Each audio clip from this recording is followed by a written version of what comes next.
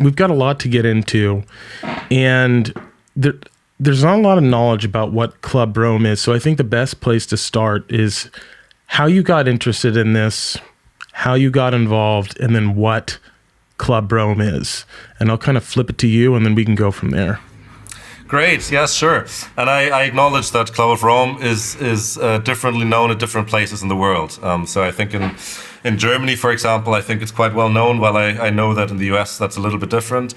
So I got involved with the Club of Rome 5.5 years ago. After uni, I did politics, economics, social science, international relations, and always wanted to do a PhD afterwards, and thought maybe 1 year of practical work experience would be nice, and here I am 5 years later, still with the Club of Rome, because I like the kind of combination of research aspects as well as communicating about them, and kind of feel like it's a little bit to give yourself more resonance if you don't just write papers to people read, but can actually speak about it. And that was always the point of the Club of Rome, actually. It was an organization founded in 1968 already.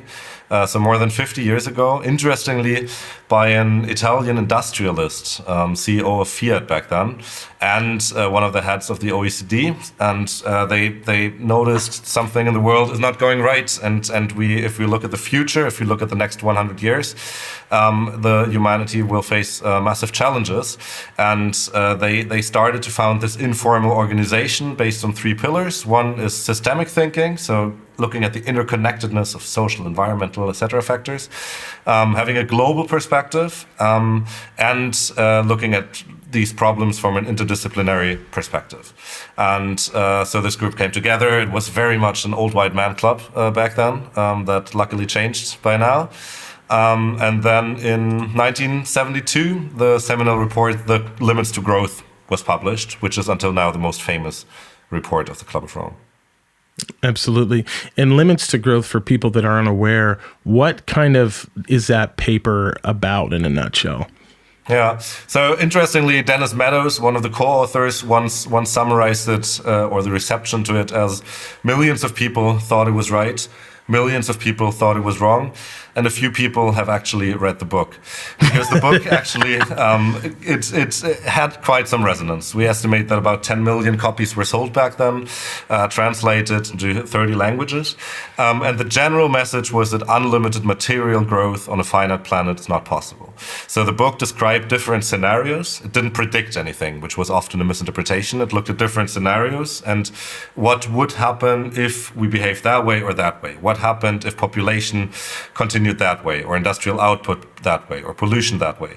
And then looking at this from an interconnected point of view, they came to the conclusion that if the current trends back in the early 70s continued as they were, which basically happened, we would face a decline and collapse mid-20th century. And it's an interesting book, because I think today many people would say, oh, the message is quite clear. I mean, we're transgressing our planetary boundaries. We see climate change. We see biodiversity issues, all these things. We know that by now we would need 1.7 Earth to have a sustainable consumption, which is, we of course don't have it. And still back then, the reception was very critical, also for ideological reasons, I would say. For example, Ronald Reagan famously said, there are no limits to growth because there are no limits to our dreams. And I would say that's already a clear sign of misinterpretation based on ideological reasons. Yes, absolutely. It does, we ended up, we're at 8 billion now. I believe we just crossed the 8 billion mark of number of humans on the planet. And it's my understanding that it's going to level off, and then we're going to have some population decline. I don't know, you would know more about that. That's just what I'm hearing, right? I haven't looked into it per se. That is correct, right? That is correct, and I think population is a very tricky topic as well, because very often, especially people in Europe or the US, if they refer to population growth is the biggest problem of our time, and then very often refer to kind of African countries who get too many children. And I think that's partly even racist and partly a big misinterpretation of what's actually going on, because if you look at the material footprint, at what we consume as world citizens, probably the three of us consume way more than than people in the poorest countries of the world. So I think population is, of course, an issue. There is a difference if there are 8 billion people on Earth or 12. But I think we have to go a little bit deeper into that. And people who claim like, oh, population growth is the main topic, forget a little bit about the overconsumption of the rich, which I think is the main problem. And in terms of the development, sorry. No. Go ahead. I'm just going to sit. Yeah, just briefly in terms of the development, I think that what we see is that birth rates are declining in rich countries due to different factors. Most importantly, it's education for women. You know, if women can have a career and want to have a job and all these things, then this reduces the birth rate already. The other thing is, of course, social security systems and these things. So I think the great thing here is that we have fantastic co-benefits. You know, we need to implement policies like empowerment of women anyways, social security systems anyways, and then we will stabilize the birth rate as well. So we already see that in Germany, I think it's now 1.4. In many industrialized countries, it's lower, and that will equal out. And there are different estimates of when it will equal out. Some would say it's 11 billion and 1,100. Some would say it's lower than that and will equal out at 10 billion. That's not 100% predictable, but that there will be a peak at some point in the next decades, that's quite clear. Yeah. It's to me, the one thing that, and I definitely believe that we're experiencing climate change, but I think that the cognitive dissonance around like what you see, the let's say I'll use like Leonardo DiCaprio or someone that's famous. They're, screaming about, we all need to change, but it always feels like, no, you guys need to change. I'm going to hop on my private jet. I'm going to get on my yacht and I'm going to just continue doing things. But everyone else needs to change, just not me. And that, I think that is that's where that loses a lot of people, because it's like you're expecting everyone else to make sacrifices, but not yourselves. And I think that's something that the movement really has to figure out how to overcome. And I don't know how you do that.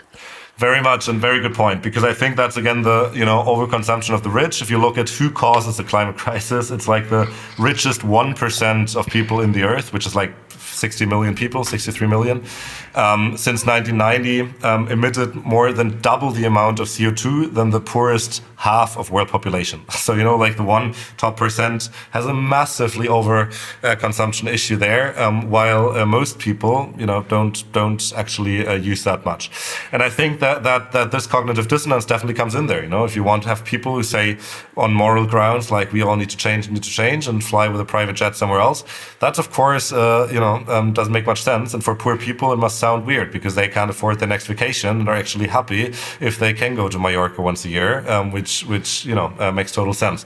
So what we try to do at the Club of Rome and this Earth for All initiative is to look at the systemic changes, like at policies we need, instead of kind of outsourcing the problem in this neoliberal mindset to the individual and say like, you now can't fly anymore, you can't eat meat at all, you can't do all these things, and look at what policies are necessary. I think that's one important point. And the other one is really integrating this whole inequality aspect as a crucial part of solving climate change, because exactly for the reasons you say, like there are certain people who are mostly responsible for this, and these are also the ones who need to reduce consumption and take the share of responsibility and actually pay for the transformations we need.